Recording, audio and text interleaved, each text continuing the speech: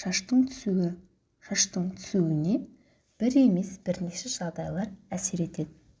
Нақтырақ айтқанда, ішкі ағзалардың жұмысындағы өзгеріс, инфекциялық ауру, жүйкеге салмақ түсу, ағзаға қажетті заттардың жетіспеуі, одан бөлек шашты дұрыс жуып, шаймау, бояу немесе тартып жинауда шаштың түсуіне себеп болады.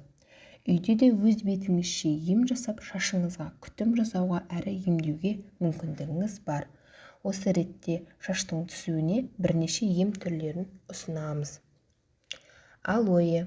Бір ас қасық алоэ шырынына бір ас қасық бал мен бір шай қасық сарымсақ шырынын қосасыз.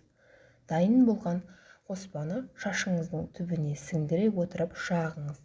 Шамамен 5-7 минуттан соң жылы сумен шаясыз. Пияз бен бал. Шаштың саулығын сақтап, тез өсуін қаласаңыз, 5 ас қасық пияз шырыны мен 1 ас қасық балды араластырып, шашыңыздың түбіне жағыңыз. 30 минуттан соң масканы қайың жапырағының шырынымен шаясыз. Лимон мен сәбіз. Шаштың түбін қатайтып, саулығын жақсартқыңыз келсе, бірдей көлемде араластырылған сәбіз бен лимон шырынын ішіңіз. Осы айтылған әдістермен шашыңыз ұзын әрі күтімді бола бастайды.